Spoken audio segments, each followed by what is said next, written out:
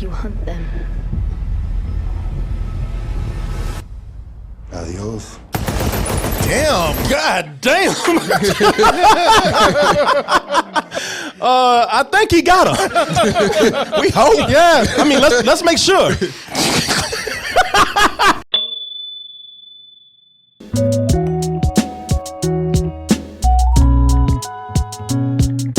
And that is a great design for our featured artist of the month shirt. And that is for the month of March. So when March is over, that shirt is going to be gone too. And you can find it at dtmerch.com. Again, that's dtmerch.com. Go over there and check that shirt out and get it before it's gone. While you're browsing on dtmerch.com, you can also check out the things that will be there for a long, long time. Our mainstays, the black cotton tee, the colored logo right there, backpacks, phone covers, jerseys, caps, beanies, all kind of good stuff.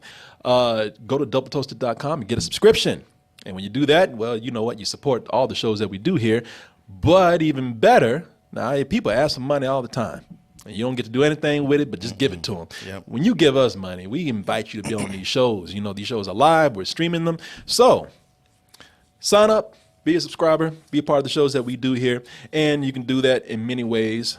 Pay for a subscription. But, you know, one of the easy ways is to use your Amazon account and combine it with our Amazon Pay button, enter your username, password, press send. Ooh, that toasty goodness has got me tingling, Martin, right now. I love Sicario. That's a movie that I have been saying that I want to see a sequel to this. And I don't mind if I see a sequel to this based on one particular character.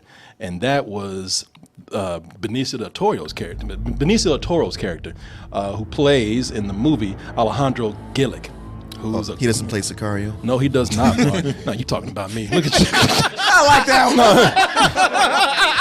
I don't pay you to clap for him. There it is. I do not pay you for that, man. Clap for everybody until them checks clear. How dare you? But yeah, Sicario, man. And there's a thing about Sicario that I really love, and that is the blurred lines of morality that occur in there. Again, if anybody's seen this movie, it's a movie that not only plays with morality issues, but it was just such a well-shot film. Yeah. It was an intense film about the Mexican cartels and how far certain people in authority are willing to go to challenge them, to fight them. Which, when I said that I want to see this movie with this assassin played by Benicio del Toro, I want to see him have his own film. Ever since that's been rumored, when the first Sicario was out, I look at it now and I'm thinking, well, that could be cool, and at the same time, that's kind of taking away everything that made Sicario. Yeah. But again, maybe you don't need to worry about what they did in Sicario. Why can't a movie just spin off into something that's completely different? So I should just hold back and watch the trailer, give it a little bit of a chance, which is what we're going to do now for Sicario 2, and then we'll come back with our reaction. And now you hunt them. Adios. Damn. God damn. I think he got her. We hope. Yeah. I mean, let's make sure. You know, but if he missed, shit, I'm out. Yeah, maybe he's the world's worst shot. There's just an outline around that body. That guy's stormtrooper. That guy's on the ground like, what the fuck? Really? Why would you do this? Guy just gets up and runs. There's a whole outline on the ground. Jesus. How did you live in that first movie? Can a gun even hold that many bullets in it? We're doing some video. That's some video game logic right now. That's a machine gun pistol. Yeah, that he's shooting with one finger. Got an extendo clip. Yeah, shit, is this Grand Theft Auto that we looking at right now? I don't think you can do that. You know, it's funny because that guy should almost be honored because he really hated that guy. Yeah, he's like, you know what? I can put one bullet in your head and be done, but no, I'm gonna shoot "fuck you" in your body. You know, spell it out. Send a message, man. Yeah, I'm gonna spell out "fuck you" with these bullets in your body right here. Put trust in me. It's how you're gonna survive. Good luck. Luck doesn't live on this side of the border.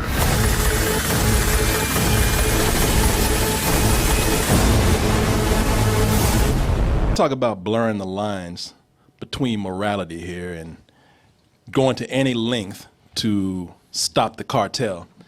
I think that they had a great idea here with that. You got Josh Brolin as Matt Graver, who's also from the first movie. And the thing that would make that cool is that you had this guy that worked on the side of the law, who worked with a guy who didn't give a fuck about the law. And one of the things that I thought that they were building up to that was very good, which we would see in this second movie, is that you also have a guy who works in an organization and he's got bosses. You got one guy that don't work with nobody. I'm freelance. It freelance and don't play by no rules. Ain't got no bosses. And I always saw that kind of, they're like, what did you think was going to happen between these two guys at some point? That relationship was not going to last. Right. That little fling they had. One day Josh Brolin going to come in and ask him, hey man, you do that thing I tell you? Bitch, you ain't the boss of me. In fact, nobody is. I accomplished my goal in the first movie. You get that thing done? Nope. Okay then. I mean, come on. You know, that's one of the things that I thought was really cool in that movie. Like, all right, now that we have the same goal, but at some point, when are our methods going to change? And when that's going to pit us against each other? I love that I see that in this movie right here. That is amazing. I just don't like the reason why.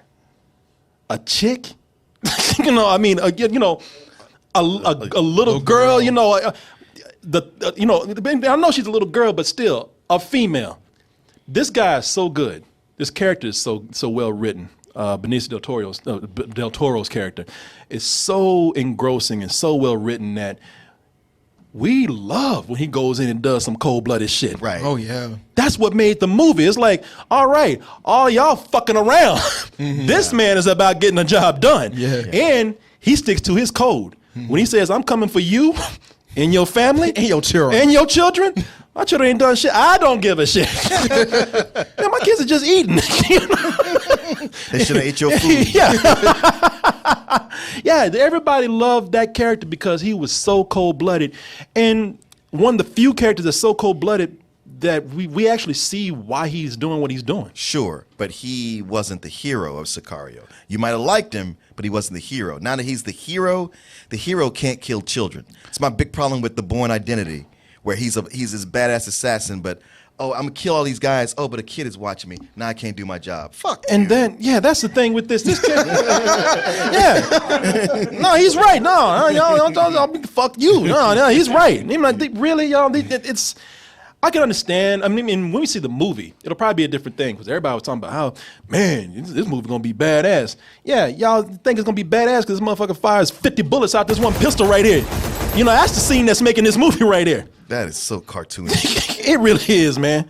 It really is. Yeah, and don't get me wrong. I think it's badass. And I think that character is so badass that he has magic bullets in his pistol. I mean, yeah, you went from Sicario, this Academy Award nominated movie, to John Wick 3. Just like, and what's wrong with that, sir? They don't match. That's what's wrong with You're that. right about that. No, you were right. Not right. a moment. Yeah. You just always take moments to talk shit about Mr. Wick. Mr. Wick. No, I'm not. Martin. John Wick took 5 men out with a pencil. A fucking pencil. Respect that shit. He knows Sicario 3 over there. Because he couldn't write his name. Shut up. But this is you want to see a continuation of Sicario. All those reasons you listed why you liked it. It blurred the lines. It was adults. It had integrity. And here we're getting something it might as well have Denzel Washington or Liam Neeson in it. Where, Mark, you mean Denzel Washington like in the Equalizer. Man on Fire? I mean, No, it's Man on Fire because that's what they've done. They've taken like a cold-blooded, a badass assassin, and all of a sudden he turns into the killer with a heart of gold. Because why? Because a little girl just looked up at him and smiled. Like what? Like meeting me. Gracie, you're smiling. Yeah. Blam! But like with Can't nobody find that out. But like with Man on Fire, though, like it made sense. Like you were hired to protect her, so like that makes sense. But this dude is like Benicio del Toro is basically a contract killer, and he's just out there like, I got to protect this girl now because I feel like she's special. Well, he's a contract killer who had a code of like, I'm not going to let anything get in the way of my mission. I always thought he had one target. Yeah. You know, he had one red dot on the cartel. And, you know, and granted, he had more on a certain cartel leader, so I would give some room to see why he might be into this girl. Because this little girl is apparently they made it sound like he's, I don't know if this is Like going to she's be the daughter of somebody he just killed. the daughter of the guy that he just killed at the end of Sicaro. No. Or maybe so, because I thought it was maybe been like the daughter of the guy he killed at Sicario. One of the kids was away at a sleepover. Yeah, exactly. I ain't get you that day. Oh, come here. Oh, you're lucky you called me on a good day. I ain't mad no more, so. Yeah, and even no matter who it is, it just seems like it doesn't live up to the character that they had in the first It just movie. seems like, I mean, every sequel wants to be T2, and that's basically what they're doing here. That's a great point, man.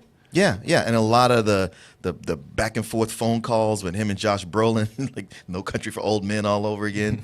But it's just a lot of tropes of the assassin versus the tough cop and them going back and forth with each other.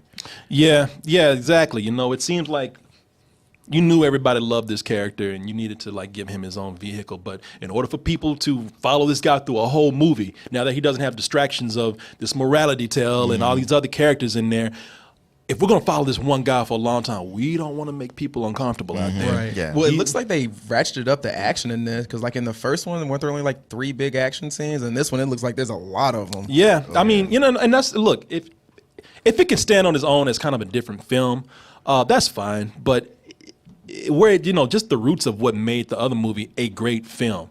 You know, that movie was one that was a smart film. Not to say this probably won't be, but just judging by what we're seeing here, it seems to be shaping up to be more of a crowd pleaser instead of a movie that's questioning morality. Yeah, and a thinking movie. It could still be good. You know, Yeah. it could be the Alien to Aliens. Yeah, I mean, you know, the Aliens to Alien. Yes. You know. No. Yeah. And you know what? And we don't know.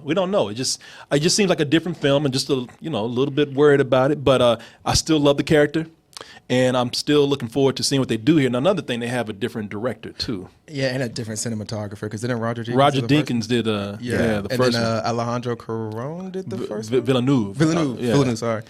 Yeah. So, you know, it's a whole different crew. So we're probably getting a whole different film. Carlos, let's get a different opinion here, just to be fair. Come up and tell everybody why you think that this will succeed, so we don't seem like we're just being sour on this movie right here. Okay. Now you're going to have that kind of attitude. You hear him on his breath. Sour motherfuckers. No, like, I'm excited. I'm looking forward to it. Yeah, I'm concerned because it does look like Man on Fire 2.0, but with a Puerto Rican actor in Mexico, pretty much.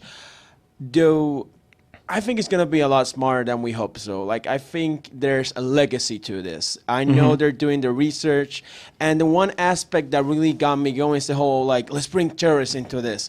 Like, the whole political aspect is very true to the first one, so that's why I'm actually excited. And my whole logic is, he would not keep that girl alive if it doesn't benefit his own personal agenda. She's the daughter of a politician. Okay. So she holds a certain type of ransom card when it comes to the politicians, because as we all know, politicians in Mexico, in all movies, they're super corrupt. Right. Not in real life, though. That would be racist. And Coming from the guy who made a watermelon joke the other day about us. You made that shit? You made that wasn't even a joke. It's like, yo, you watermelon. Ha ha ha. Okay. But no, you bring up some great points, man, that I didn't even think about that he might be using this girl to his advantage. And wouldn't it be cold-blooded? I'm not going to even say this. Wouldn't it be cold-blooded if at the end of the movie he just put a bullet in her head? Sure. That'd be awesome. that would be awesome. That's what I'm rooting for. Yeah. But do you really think they're Poor going to do girl. that shit? She ain't sit through the last night.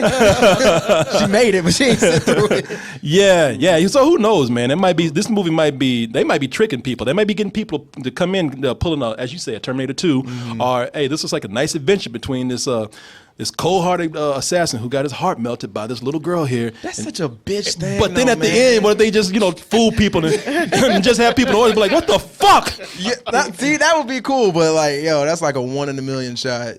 Also, one thing, Benicio Toro actually. You mean like the million shots in this car? See, like that's what they're taking him out. I see that shit in real life. It's actually happened. Okay. Bullshit. That gun would overheat. Fuck. Whoa! You know it's true. No, it's No, it's an extended magazine. Besides the extended magazine, it also on the trigger. That's how it's, yeah. On the trigger, it's an extended trigger curve where you can put your both fingers and you can actually do this and actually fire a shot. And it's true to life. Okay. He ain't blinking. I take his word for it. He never blinks. Martin, you better be quiet, but he pull a gun out on you right now. I'll show you. Fuck you, Martin. You motherfucker. You blinked this whole time.